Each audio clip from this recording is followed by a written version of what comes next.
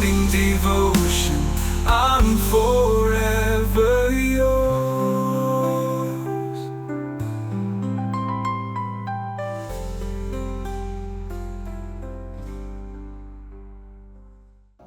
Praise the Lord. Hallelujah. കർത്താവ് നിങ്ങളെ ധാരാളമായി അനുഗ്രഹിക്കട്ടെ.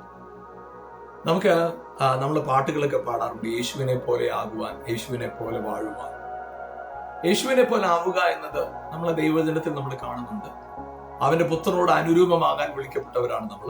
ക്രിസ്തുവാകുന്ന തലയോളം വളരുക, ഇതൊക്കെയാണ് നമ്മൾ വചനത്തിൽ എല്ലായിടത്തും കാണുന്ന ഒരു കാര്യം. യേശുവിനെ പോലെ ആവുക, യേശുവിനെ പോലെ ആവുക എന്ന വാക്ക് നമ്മൾ കേൾക്കുമ്പോൾ അവന്റെ സ്വരൂപം എന്ന് പറയുമ്പോഴും നമ്മൾ മനസ്സിലാക്കി വെച്ചിരിക്കുന്നത്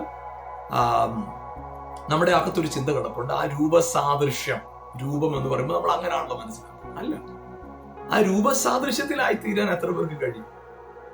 ചിലരൊക്കെ നമുക്ക് ആ ഒരു ഇമേജിന് സമമായിട്ട് ചിലരെയൊക്കെ കാണാൻ പറ്റും. പക്ഷെ അങ്ങനൊന്നും അത് സാധ്യമല്ല. എല്ലാവരും ആ ഒരു ഇമേജിലായി തീരുക, ആ രൂപസാദൃശ്യത്തിലായി തീരുന്നത് സാധ്യമായ കാര്യം. പക്ഷെ യേശുക്രിസ്തുവിനെ പോലെ ജീവിക്കാനായിട്ട് അത്ഭുതങ്ങളെ ചെയ്യാൻ, അടയാളങ്ങളെ ചെയ്യാൻ, പ്രാർത്ഥിക്കാൻ, ഇതൊക്കെ യേശുവിനെ പോലെ ആയി തീരാനായിട്ട് നാം യേശു പ്രാർത്ഥിച്ച പോലെ പ്രാർത്ഥിക്കുന്നത് കൊണ്ടോ, യേശു നടന്നതുപോലെ നടന്നതുകൊണ്ടോ, യേശു സംസാരിച്ചതുപോലെ സംസാരിച്ചതുകൊണ്ടോ, യേശു ഉപദേശിച്ചതുപോലെ ഉപദേശിച്ചതുകൊണ്ടോ, യേശു രോഗികളെ കണ്ടപ്പോൾ സൗഖ്യമാക്കിയതുകൊണ്ടോ നമ്മൾ യേശുവിനെ പോലെ ആകുന്നു. യേശുവിനെ പോലെ ആകാൻ നിങ്ങളുടെ ഹൃദയത്തിൽ ആഗ്രഹം ഉണ്ടെങ്കിൽ ഒരൊറ്റ മേഖലയാണ് നാം ശ്രദ്ധിക്കേണ്ടത്. അത് എന്താണെന്ന് വെച്ചാൽ, യേശുവും പിതാവും തമ്മിൽ യേശുവിന് ഒരു ഉറച്ച ബന്ധമുണ്ടാകും. പല വെല്ലുവിളികൾ വന്നു. ചില സ്ഥലത്ത് യേശുവിന് അത്ഭുതം ചെയ്യാൻ സാധിച്ചില്ല, ചില സ്ഥലത്തെ അത്ഭുതം പൂർണ്ണമായില്ല, രണ്ടാമത് പിന്നെയും പ്രാർത്ഥിക്കേണ്ടത്.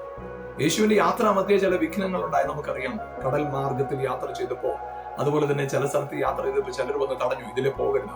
ചിലപ്പോൾ യേശുവിനെ ചിലർ ഉപദ്രവിച്ചു. ഇതെല്ലാം വന്നപ്പോൾ അവർ യേശുവിനെ പല രീതിയിൽ പരിഹസിച്ചു, യേശുവിന് പലതരത്തിലുള്ള പേരവരിട്ടു. പക്ഷെ ഇതൊന്നും യേശുവിന്, പിതാവും യേശുവും തമ്മിലുള്ള ബന്ധത്തെ വിച്ഛേദിക്കാനോ സംശയിക്കാനോ കാരണമായേ തീർന്നില്ല. ആ ഞാനും പിതാവ് ഒന്നാണെന്നുള്ള പൂർണ്ണ ബോധ്യത്തിൽ, അതെ, യേശു ക്രൂശിൽ സഹിച്ച പാടുകൾ പോലും യേശുവിനെ ആ ഒരു ചിന്തയിൽ നിന്ന് വേർതിരിച്ചില്ല. പിതാവും താനും ഒന്നാണെന്നുള്ള ബോധ്യത്തിൽ നിന്നും. പ്രിയപ്പെട്ടവർ, യേശുവിൽ നിന്ന് നിങ്ങൾ എന്തെങ്കിലും പഠിക്കാനും മനസ്സിലാക്കാനും ആഗ്രഹിക്കുന്നെങ്കിൽ ഇത് മാത്രമാണ് പഠിക്കേണ്ടത്. ഇതിന്റെ അടിസ്ഥാനത്തിൽ ഈ ഫൗണ്ടേഷൻ ശരിയായി കഴിഞ്ഞാൽ ബാക്കിയുള്ള കാര്യങ്ങൾ നിശ്ചയമായി നടക്കും. ഇന്ന് പകൽക്കാലം നിങ്ങളുടെ ജീവിതത്തിന്റെ ഓരോ സ്റ്റെപ്പിലും ഈ ഒരു ബോധ്യം, ഞാനും കർത്താവും തമ്മിൽ ഒന്നാണ്. Hallelujah, I am in Christ, Christ is in me, we are one എന്ന ബോധ്യത്തിൽ മുന്നേറാം. God bless you. ആമേൻ.